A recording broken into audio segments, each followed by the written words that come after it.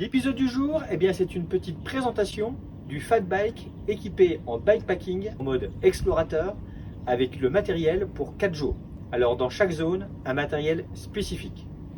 À l'avant, là je vais avoir tout ce qui est nourriture solide pour les gros repas. Alors l'avantage de cette petite sacoche à Pidura là à l'avant, c'est qu'elle est facilement escamotable.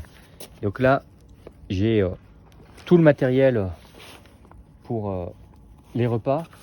Alors sachant que la cuillette, alors la cuillette c'est entre une cuillère et une fourchette et le couteau suisse, je les ai sur moi dans ma banane, puisqu'à la limite pour le repas du midi, si je m'achète une bricole, j'ai pas forcément besoin de tout sortir, de sortir le réchaud. Alors au niveau des repas, que ce soit pour les desserts, et oui moi je suis gourmand, ça c'est vraiment le bon plan. Vous rajoutez 160 ml d'eau, vous laissez quelques minutes et au bout de 5 minutes, petit crumble pomme banane en dessert, ça passe bien. Pour le petit déj, moi j'aime bien les biscuits, infusion, mais également compote. Donc ça c'est toutes des choses relativement faciles à emmener, mais on a vite du poids, mais bon c'est du bon poids puisque c'est de la nourriture. Alors ça c'est pour la partie sucrée. Au niveau salé, ça on les trouve en supermarché. Les plats cuisinés chez Oncle Ben's, on va rajouter 30 ml d'eau, on laisse agir 2 minutes, ça cuit et on a un riz aux légumes. Il y a différents parfums, ça peut être pas mal. La valeur sûre, ça reste le couscous. Le couscous, de l'eau, on n'en gaspille pas, contrairement au riz, aux pâtes où on va jeter de l'eau. Avec le couscous, on ne perd rien et ça, c'est calorique. On a un aliment qui n'a pas été transformé. On s'emmène un petit peu de vinaigre balsamique, un peu d'huile de noix et c'est juste parfait. On peut le faire chaud comme froid. Après, vous avez toujours la solution des repas lyophilisés. Là, les petites pâtes au poulet, on va venir rajouter 180 ml d'eau. L'avantage, c'est qu'on a un contenant dans lequel on va verser directement l'eau, qui est zippable. Donc, on n'a pas besoin d'une grande gamelle pour préparer le repas. On va pouvoir manger directement dedans. Et en plus, on a un emballage carton. Donc ça, c'est quand même vraiment pratique. Le petit plus, la crème de marron, ça, après l'effort, le réconfort. Et pour chauffer l'eau, pour les tisanes, pour faire les plats chauds, un petit ensemble chez MSR que je vais vous présenter en détail, mais on va se mettre à l'abri parce que là, il commence à pleuvoir. Alors, dans ce petit ensemble MSR, j'ai rajouté des choses. J'ai quasiment tout, sauf la cuillette et le couteau suisse que j'ai dans la banane, que j'ai toujours sur moi, parce que si je m'arrête le midi, je n'ai pas forcément de l'eau à faire chauffer, que j'ai besoin d'une cuillère, d'une fourchette, je suis tout de suite opérationnel. Donc, on a un couvercle, ça va permettre de chauffer moins longtemps. Une cartouche de gaz, une poignée, j'ai légèrement modifié, j'ai fait quelques trous histoire d'aller chercher quelques grammes, j'ai pas pu m'empêcher. Et là on a une double gamelle avec une gamelle en plastique, bien pratique, puisque si je chauffe quelque chose, je vais pouvoir ensuite verser et j'aurai un récipient qui sera beaucoup moins chaud que celui-ci qui aura été sur le brûleur. Et là, j'ai mon petit brûleur qui va venir se visser sur ma cartouche. Et là, c'est vraiment du super light, du super efficace. Je vous montrerai en bivouac. Et pour allumer, hop, un petit générateur d'étincelles. Et c'est vraiment super pratique. Un linge de chez Seal2 Summit pour essuyer la vaisselle. Et j'en ai coupé un morceau qui va me servir en fait d'éponge. Ce linge, une fois qu'il sera sec, il va également me servir pour éviter d'avoir du bruit dans cette gamelle, puisqu'avec les secousses, si je ne fais rien, automatiquement je vais avoir un ensemble très bruyant. Du coup, pour ranger tout ça, hop, le linge au fond, les différents éléments que je viens glisser en vrac, ça c'est pas trop gênant. Hop, ma cartouche, le couvercle, et c'est livré avec une petite housse qui est bien pratique. Ça c'est vraiment je trouve un des meilleurs rapports volume, poids, prix. Voilà. On vous présentera d'autres technologies comme les réchauds alcool. On a également une gamelle titane beaucoup plus grande, mais par rapport à du bikepacking solo en vélo, c'est vraiment ce produit là chez MSR qui est le plus adapté. Pour ce qui est d'alimentation journalière, j'ai la sacoche ici avec une variété de barres salées, sucrées pour pouvoir varier les plaisirs. À noter aussi d'accessible, ça on peut en avoir besoin, c'est du lubrifiant. Là, sur un périple comme ça, on est à enchaîner les journées. Eh bien, pouvoir relubrifier sa chaîne, je pense que c'est important. Également prévoir un petit chiffon pour pouvoir faire du nettoyage et en cas de mécanique, s'essuyer les mains, remettre une chaîne sans salir les mains.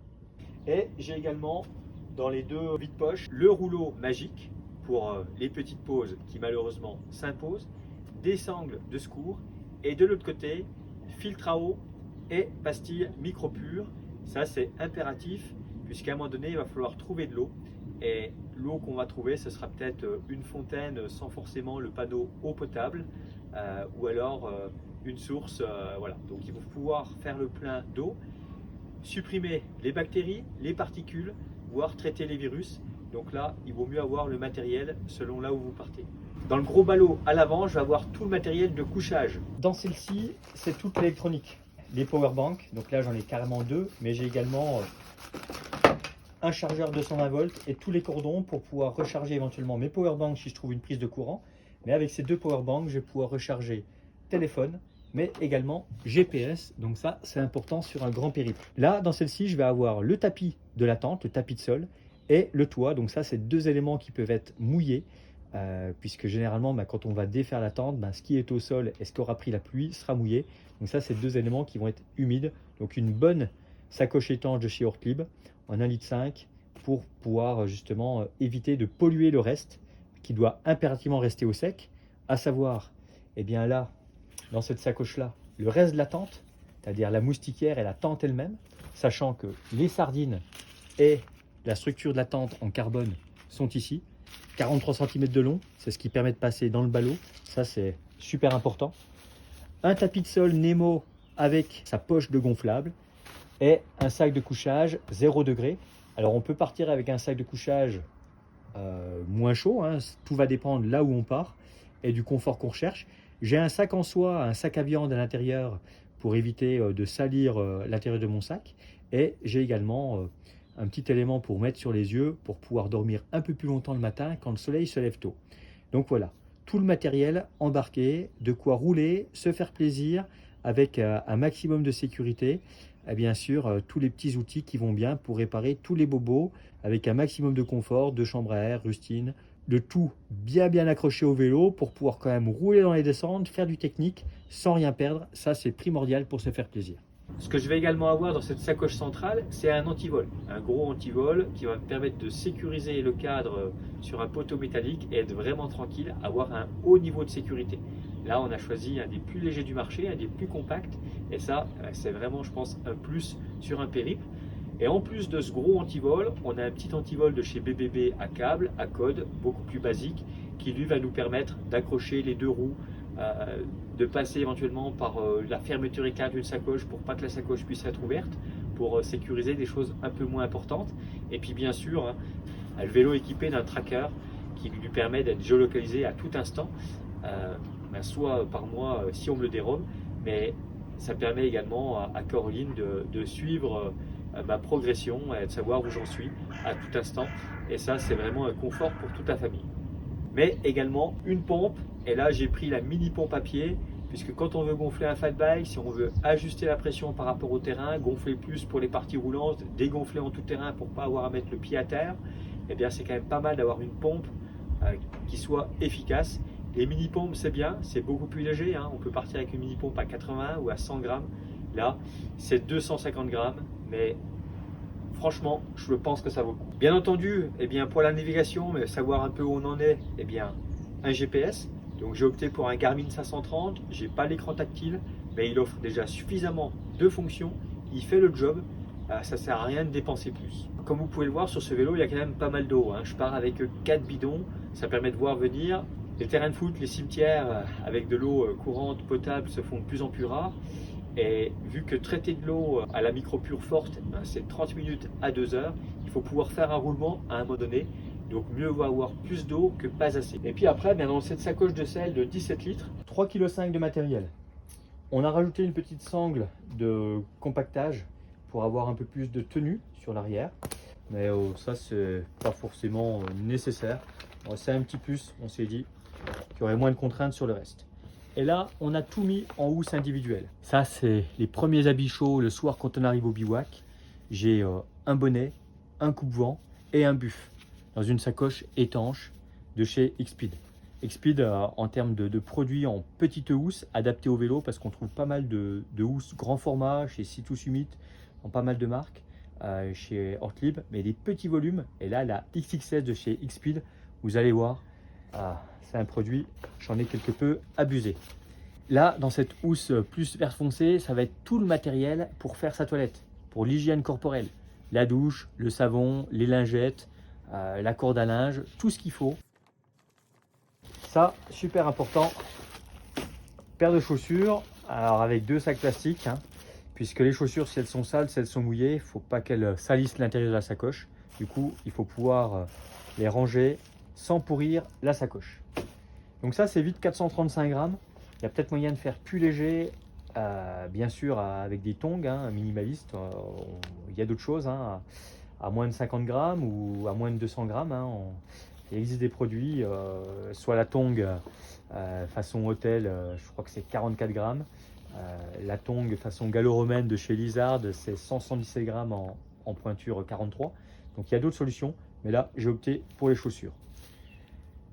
Là, dans cette housse-là, j'ai les tenues de rechange pour les autres journées de roulage. Donc j'ai 3 boxers et également un maillot, ainsi qu'une première couche qui peut être nécessaire en cas de température pas terrible et imprévue.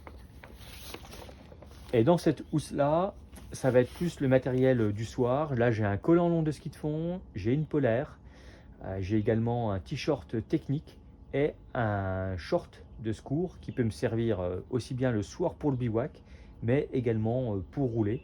Donc ça permet d'avoir différentes tenues, que ce soit pour la journée ou également pour le soir. Et au fond, dans cette petite sacoche là, eh bien j'ai des slips et des chaussettes de rechange. Donc 2 slips, 3 paires de chaussettes, et j'ai dans les affaires de bain ici, j'ai un boxeur lycra qui peut servir de maillot de bain. Ça, forcément, un bout de ruisseau, on a envie de se baigner, ou un bout de lac, ça peut vite être agréable de faire un plouf.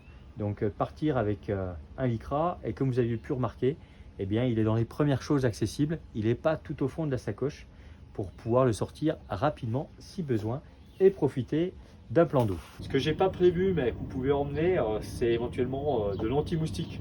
Parce que si vous êtes dans une zone un peu marécageuse et que les moustiques découvrent que vous êtes là, vous pouvez vraiment passer un sale moment.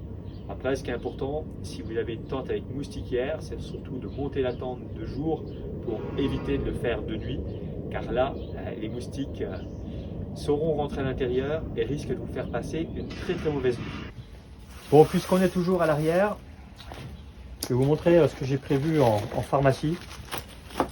Alors, petite pharmacie pour la bobologie, on va dire courante.